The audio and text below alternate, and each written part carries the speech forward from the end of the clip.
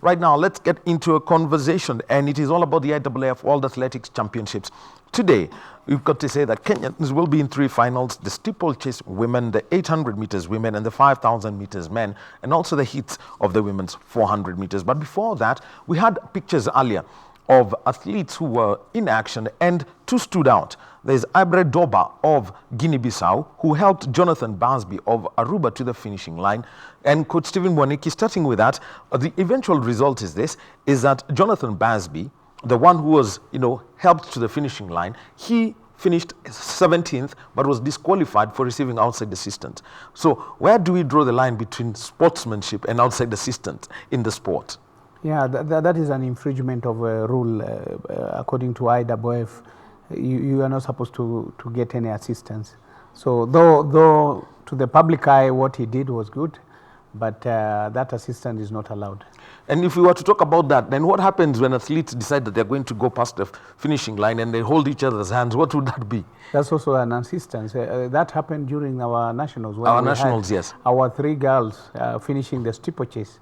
There was a question being asked here and there, and then it was just allowed because sometimes IAAF says that you can bend the rule to suit your event, but you should not. It should not be common that you continue bending the rules so that you infringe the rules. Rules are rules, and they have to be followed to the letter. Now, the case here is where do you draw the line about external assistance? These are 2 athletes. This is somebody who would actually have overtaken Busby. That is Dabo, but he held on to him. Eventually, first of all, Dabo finished last. So where would that be? Even from a fellow athlete inside, that's assistance. That's assistance, yeah. Well, every day comes with different things, but as we continue speaking about this, last night we had the semifinals of the 800 meters, and only Ferguson Rotich made it to the final. He finished second in his heat. Emmanuel Korir, and by the way, Ferguson's heat was quite fast. It was second. The top 4 athletes all in under 1 minute 45 seconds, 45.15 seconds. So for Emmanuel Korir, 1 minute 45.3, and that was in the second heat. That means he was eliminated as any would have finished third, going by any standards. Going through the tactics of which Ferguson Rotich tends to owe every Kenyan some medication, for high blood pressure, because he's running from the back and then surging forward. What were his tactics yesterday ahead of the final that's coming in 2 days' time? Yeah, these were different tactics from Ferguson Rotich. We normally see him struggling for the finish, but this time round the guy looked in good form, and I'm expecting the finals to be fireworks, because I think Ferguson is in good shape. With Nigel Amos out of the competition, then I think the field is now open. The only people you need to take care of is Blazier from US and Tuka.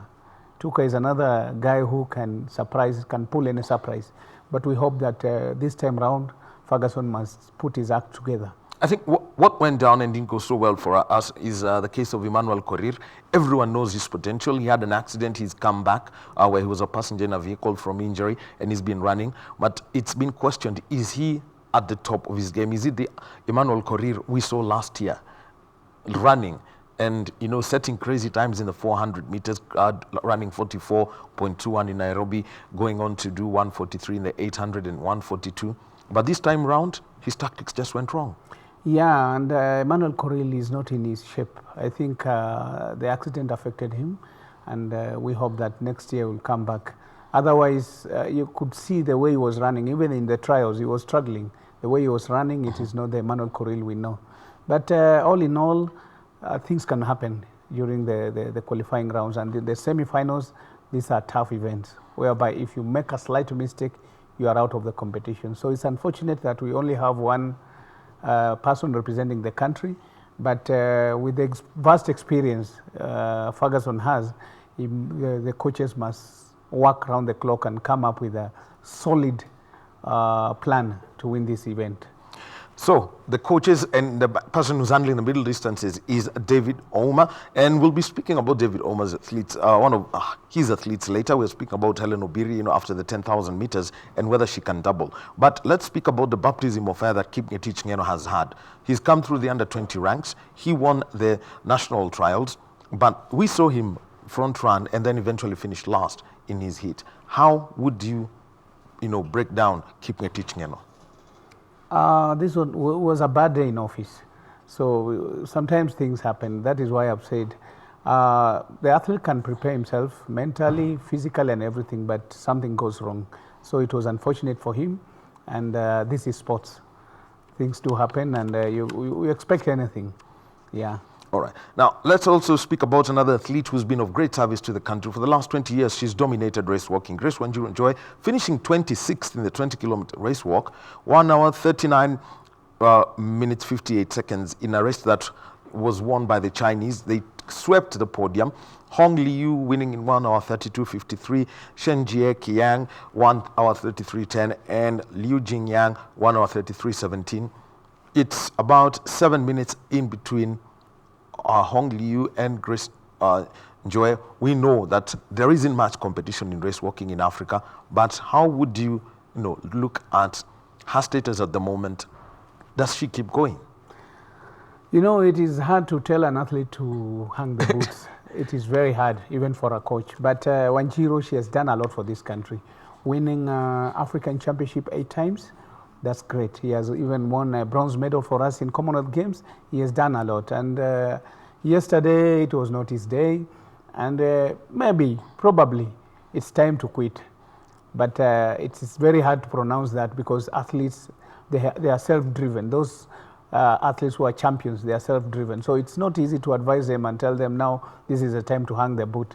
But I think time has come whereby if she wants to be at the top of the world, then she must make a decision at this moment, because that time difference is quite a lot. 7 minutes for the walk is a big difference. So she needs to think and rethink and see what to do. But she has done a lot for this country, I must say that. And so for Ochieng and George Kariuki, the people in race walking, what do they need to do, to keep pushing these athletes? Yeah, before this event, I watched her interview, and she said that more young athletes need to be encouraged to come into these sports, and I think that has a big message.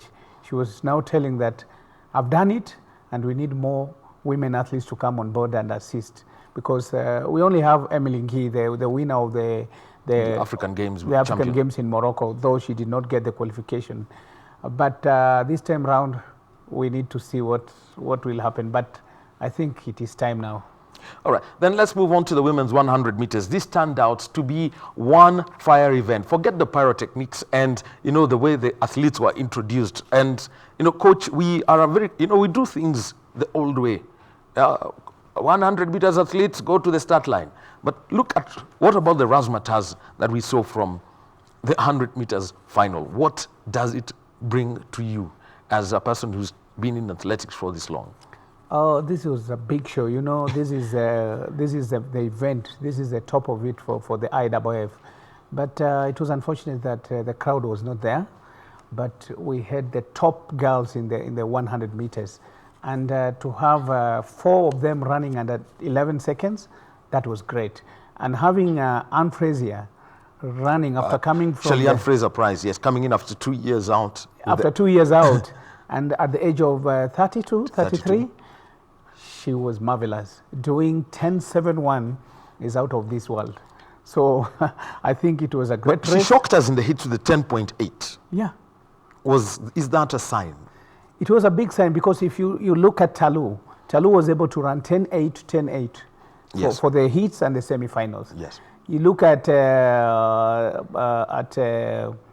this girl from Britain. Asher Smith. Asher Smith. She was able to do 10.8, 10.8. I'm telling you, this was a race and a half for women athletes. And for women folks, especially in Kenya, we need to put more effort, because seeing Frazier carrying her son, I don't know her daughter or son. It's a son. Yes, it's her son. Yeah, her son. This was a good message, telling them you can do it. Whether you've given birth, you can do it. So the most important thing is self-belief, and then you'll be at the top of the world. Well, unfortunately, on Fraser Price, she said that becoming a mother, taught her patience and changed the way her approach to everything. But we can go through a list of athletes, even here in Kenya, look at Vivian Cheruiyot, look at Helen Obiri. We can go through a list of all these athletes one by one. Catherine Dereva has been there. What is it that motherhood does to these women athletes that when they come back in what we call in sport beast mode? Yeah, motherhood is special because it teaches you how to be composed, how to make sure that this thing belongs to you and your family. It's not you alone. So in this game, you have to put into consideration the sacrifices that you make. You make sacrifices for your family and also for yourself and for the country. But when somebody is just single, no kid, then you have time to play around. But with these ones, I'm not telling all our women folks to have kids. But what I'm trying to say, somebody who has a family is different than those who are just single. That is a different thing. All right. Now, moving on, 4x400 meter mixed relay. The Americans again setting another world record, 3:09:43, running under 3 minutes 10 in the mixed relay, with Alison Felix coming back. The comeback of Alison Felix was magnificent because breaking the world record, this is a new event in the IAAF calendar, and breaking the world record, that was magnificent.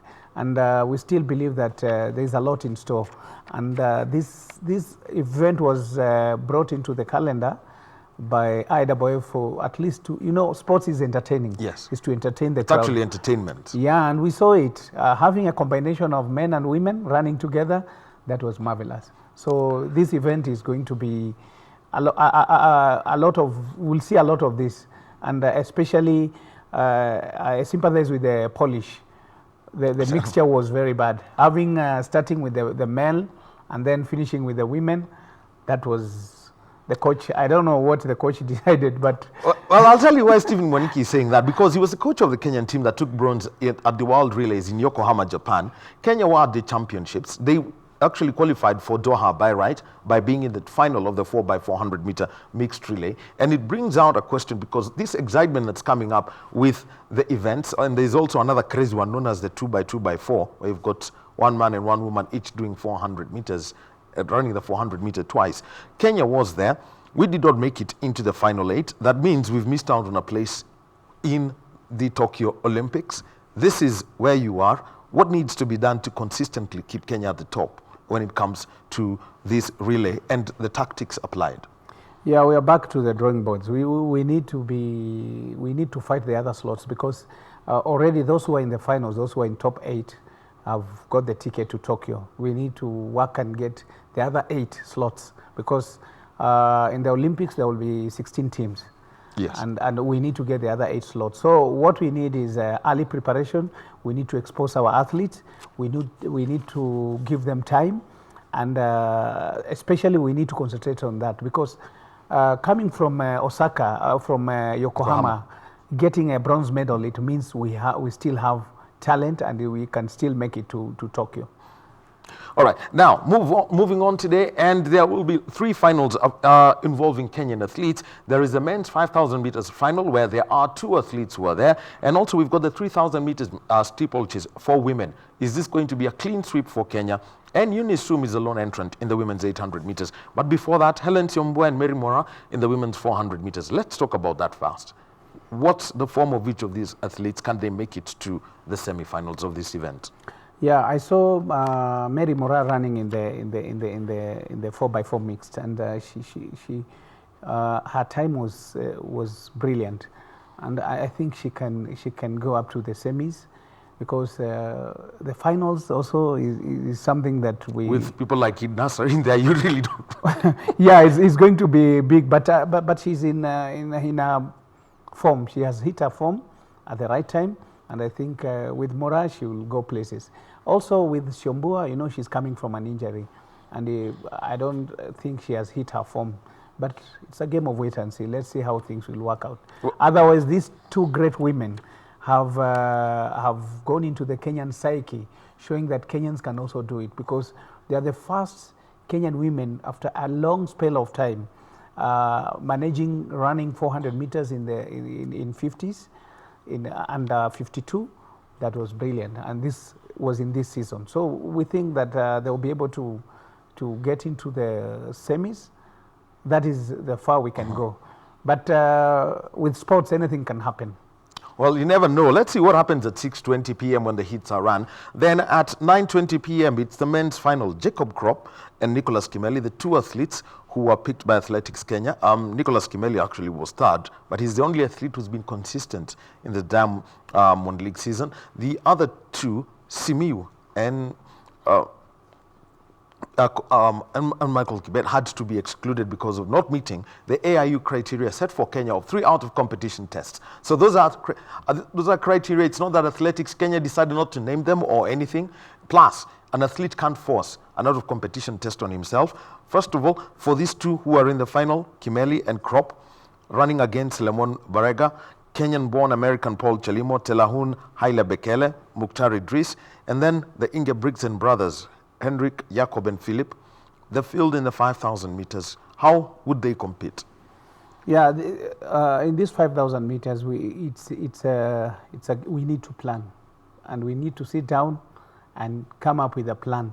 Otherwise, the competition is so stiff. With the Ethiopians, having the Americans, and the Europeans are coming. The Europeans also are coming. Is going to be a big battle. But the most important thing is planning. We need to plan. Because, for example, if we look at the 10,000 meters, a bit we missed the planning, because we could have gotten somebody who will do something for us. But we thank God with the bronze medal we got. But these 5,000 meters, the coaches need to plan. Otherwise, it's going to be tough for us. So what needs to be done exactly, given the conditions that they'll be running in at 9:20 p.m.? It's still late in the night, but hot enough. You can actually tell by, from the bodies of the athletes that it's hot, in as much as they're trying to, air condition the stadium by sucking off the hot air. Yeah. So the coaches need to plan, and I think the best plan is to sacrifice one of them. That is the only way we can do it. Because if we make it easy, we wait for the final kick, then it's not going to be easy for us.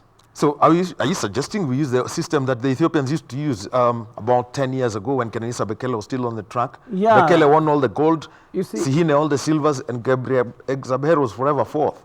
But he burnt everyone out. If it worked for us, then we have to do it. I remember back in Stuttgart, 1993, where we had Richard Chelimo and his brother, and we had Haile Gebrselassie to contain.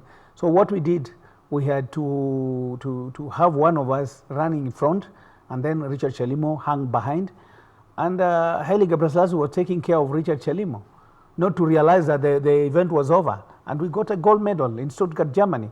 So we need to look into all the what we can do, at least to get this medal that we won, the gold medal, because now things are becoming elusive, and we have to really work hard and push it for the